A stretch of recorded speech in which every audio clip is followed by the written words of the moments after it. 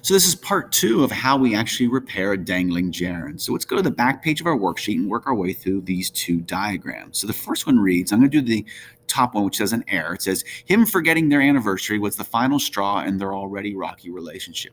I'm going to diagram this one to show you why this is an error and how we actually fix it by giving a subject to a gerund. So I'm looking at this thing. I can see my gerund, which is forgetting their anniversary, and then here's my verb was. So this gerund must be the subject. So I know ahead of time that I have a gerund as a subject. Just a little space here. So I'm going to go ahead and put this guy on here, which is forgetting. Have it cascade down the line. And remember, once again, this is the noun part up here. This is the verb part down here. And so therefore, I'm going to put a straight line here because now I can add in my direct object, which is anniversary. It's their anniversary. I'm going to skip this word him for now. I know that this thing is the subject of the verb was. So really, the main sentence is sitting way down here. All right, so think about how the sentence is really way down here. Here's was. So forgetting their anniversary was the final straw. So therefore, straw is going to be like my noun here. It was the straw. It's kind of an idiom, the final straw. The straw. Final straw. I think it's as a straw in their relationship. So I have in relationship.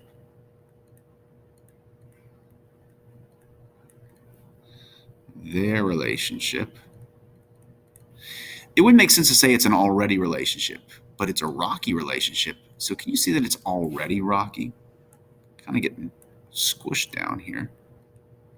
It's a rocky relationship, but it's already rocky. This is not even the point of this whole exercise, but the point's going to be this word him. Well, what's happening is I have forgetting their anniversary was the final straw in their already rocky relationship, and that's fine.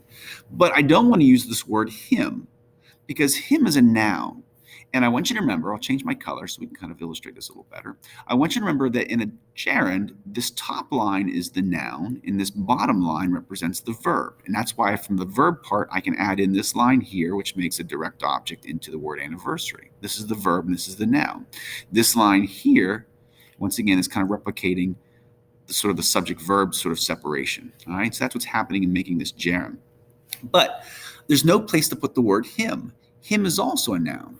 You can't just simply put the word him out here and say, well, can't I put the word him right here? Him forgetting?